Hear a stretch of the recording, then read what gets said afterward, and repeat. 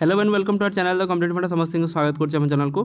शिशु दिवस अवसर में माननीय मुख्यमंत्री शुभेच्छा जन सहित शिशु मानी बार्ता माननीय गण शिक्षा मंत्री। चलो देखा कौन अच्छे अपडेट। तो ये आपंकर जूनियर टीचर रेगुलर विषय किसी आलोचना कि कौन कराई अच्छे देखा। तापर आउ गोटे अपडेट कौन कौन जिन कहते सहित मुख्यमंत्री भिजनटा जेहेतु सी जन आपंकर जड़े शिक्षक सी भिजनटा से सेयार कर देखूँ। वीडियो को स्टार्ट कराया पूर्व समस्त वीडियो को लाइक चैनल को सब्सक्राइब करदे। देखो शिशु दिवस 2025 पिलामानंकु मोर स्नेह और शुभेच्छा अभिनंदन।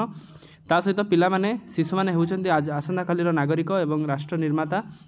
शिशु मानक विकास उपर निर्भर करुच्ची देशर विकास। सेमानक शिक्षा स्वास्थ्य सृजनशीलता उपरे विकास उपर आमर दायित्व। जदि आमे वर्तमान शिशु मानक उपयुक्त जत्न नहीं ताकू उचित मार्ग में नेबा तेबे सेमानक सुंदर भारतर परिकल्पना हो पार।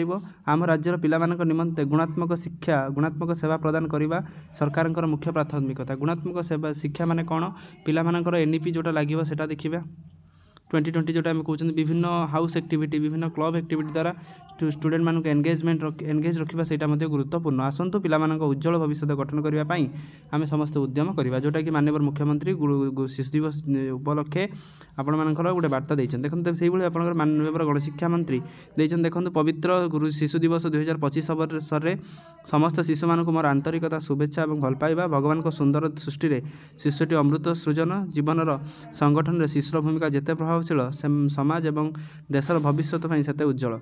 गभीर स्नेह और सौधर्य भितर परिवार पिलाटी बढ़ी था और सुस्थ परिवेश में शारीरिक मानसिकता नैतिक जीवन में मूलदुआ पकाई था। परवर्ती समय समाज रे निर्माण से सबको उपयोग करने करें।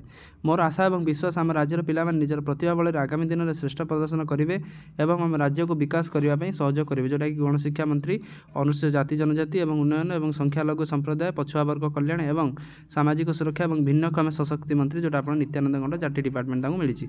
किंतु एथरे आपनकर जूनियर टीचर रेगुलर कथा किसी कहगला ना। तो आगक निश्चित माननीय मुख्यमंत्री भाषण माध्यम तांकर कथा माध्यम जोटा जियो काढ़ा कथा से आलोचना करेंगे जहाँद्वारा कि हजार हजार जो जूनियर टीचर रही सहित 45,000 पोस्ट जो चली जो डिसेम्बर जनवरी भर आसो तेणु से आगक हेल्ले पिला भविष्य आ पिलामानकर जो आगक जो आगामी जो फ्यूचरटा से भलरे कटि पार जो मैंने कि राष्ट्र निर्माण उचित मार्गदर्शन करेंगे। तेणु यहाँ अपडेट था समस्त वीडियो लाइक करदे चैनल को सब्सक्राइब करेंगे जहाँद्वारा कि वीडियो नेक्स्ट अपडेट आप पहुँच पाए। Thank you. देखा नेक्स्ट वीडियो।